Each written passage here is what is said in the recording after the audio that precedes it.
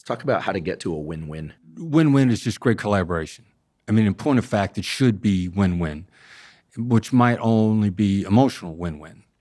Now, the phraseology win-win, I know that if someone opens a negotiation with me and they say right off the bat, look, I want to do a win-win deal with you, that correlates extremely highly with someone who's trying to pick my pocket.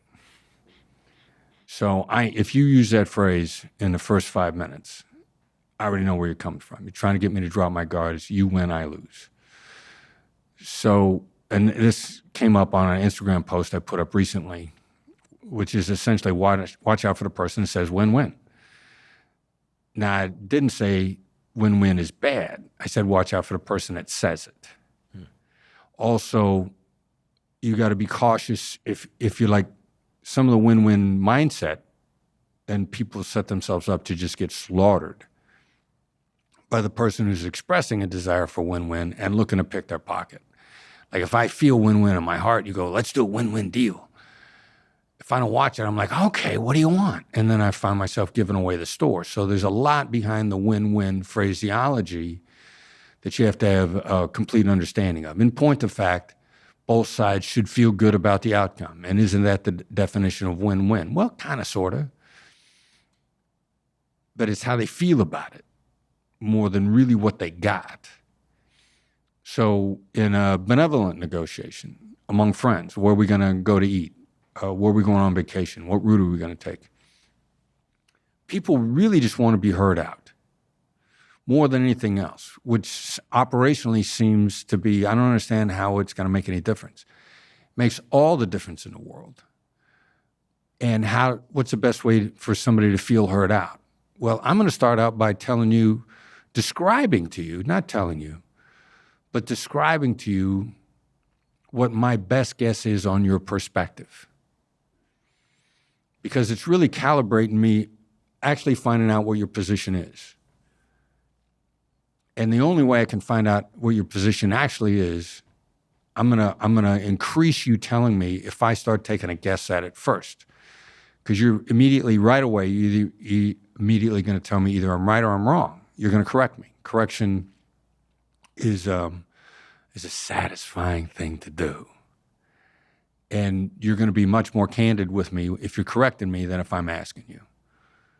So and you'll feel good about correcting me. So there's all these great emotional lubricants to me getting you to correct me. So I'm going to start out by saying, like, here's what I think you're thinking.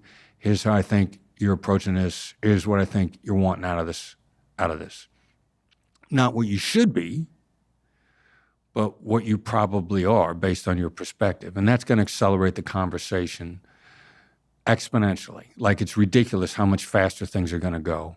And then it becomes both an information gathering and a rapport building process simultaneously instead of separately, which is what makes this approach faster, even though it seems more indirect. So if we're getting ready to, let's say you and I are going to take a car trip to San Francisco from here. And I'm going to say, all right, so my guess is you want to take the most direct route because you hate wasting time. And you're probably going to say to me, no, I want to go up the Pacific Coast Highway because there's a beautiful stretch of country. Like, I realize it's going to be a waste of time if we go up the Pacific Coast because we got to jump off it at some point, but I really want to see the scenery. I've taken a guess at what you want, and you're going to come back real quick and correct me. And then maybe I'm thinking time on the trip, but I've forgotten how beautiful it is to roll up the coast.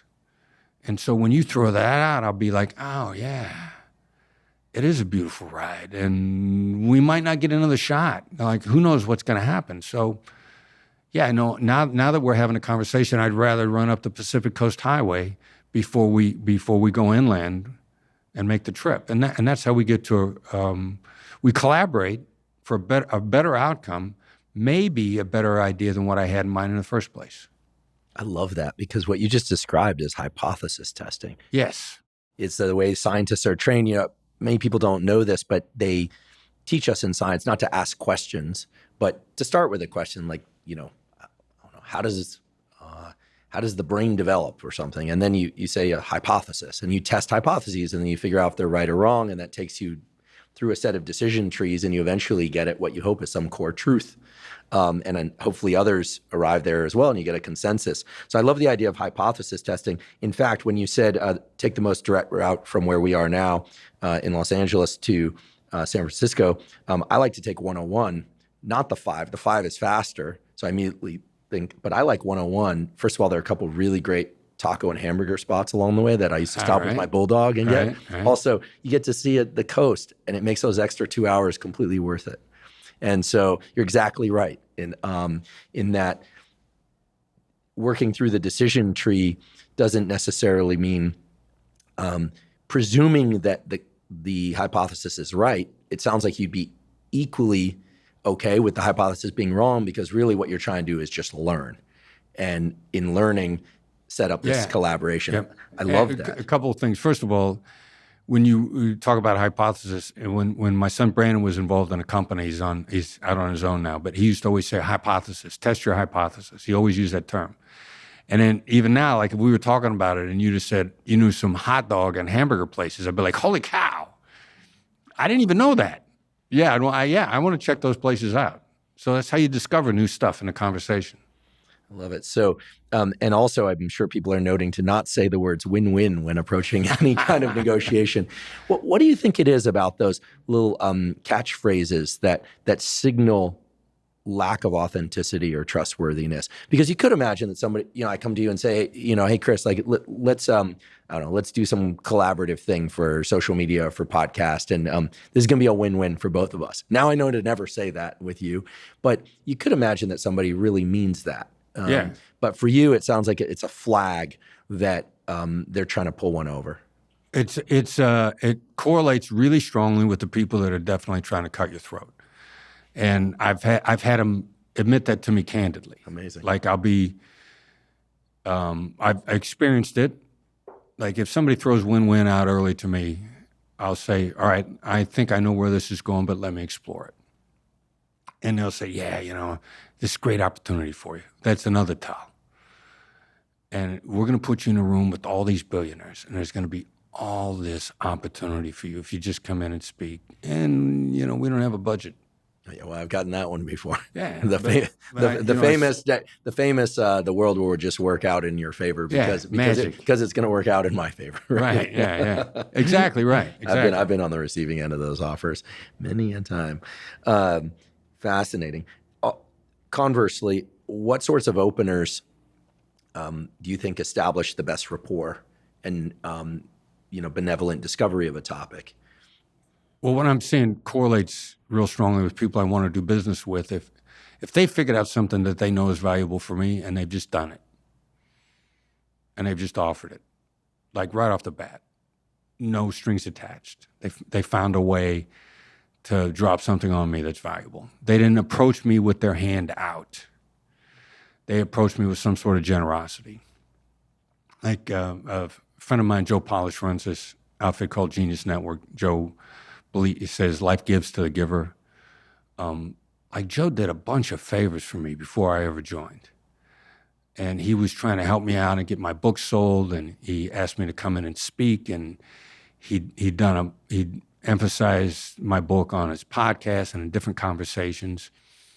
And I finally paid the fee to join because he had done so much for me. Like there's not much Joe could ask me for right now, because he's done so much for me that he gets a blanket pretty much yes right away. What do you want? What do you want? What do you need? Because he's just generous.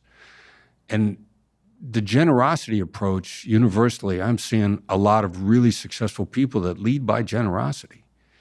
And so if you start out, that if you give me a 5-star review of the book on Amazon, no strings attached, or anything. Like that goes a long, long way to somebody who wants to establish a long-term relationship, a collaboration. When I first opened my laboratory in 2011, I had a technician at the time who had been a technician for a lot of years. And there's this culture in science of people borrowing things from laboratories and not giving them back or breaking them. These can be little things like a small instrument or a forceps, but as a student or a postdoc, these are the things that you covet, like a really nice pair of forceps is like a great thing. You drop them once, they're not They're not good anymore, by the way. It's like they're Oh, wow. you have to treat them with respect. Surgical tools have to be treated with respect. These are very fine instruments. And people used to come by our lab all the time and borrow stuff from us. And he'd always lend it out. And I was like, what are you doing? But anytime I went to go borrow something, he'd say, do not borrow anything from anybody else because then we're going to owe them. Right now, everybody owes us everything. And I was like, you're running up our budget, giving away these instruments. They come back with the forceps, dentin and stuff. And he said, just trust me, this is the way to do it. And I don't recall ever, quote unquote, cashing in on any of that, but he was exactly right. When I eventually decided to move institutions, we'd given away so much and we had asked for so very little, maybe nothing, that, you know, it's when you leave a place, typically there can be a little bad blood. And all we got was, sorry to see you go kind of stuff. Had it been me, I would have been in a kind of an exchange of, oh, we ask for things, we give things, you know, it's kind of a neighborhood. I grew up in a neighborhood where you'd borrow eggs or milk from the neighbor. Remember those days? I don't know if people do that any longer. But I think it falls well into what you're describing, that, you know, when you just do things for people out of goodness, then, you know, sure, you sort of have a history where you could return to that they owe you, but there's also just something good about just doing things out of goodness and also not asking for so much and expecting people to provide that. So I love that. And I actually, I love providing good reviews for things I like. You know, on the phone when, you know, the airline, that we don't do this anymore, we book our own flights, but anytime I get help on the phone and, you know, if it's really great help, I'll say, how can I help? And they'll say, oh, it would mean a lot if you would send an email to my business just saying I did a great job or something like that. And I actually really enjoy doing that. So I love the points you're making because they're very actionable.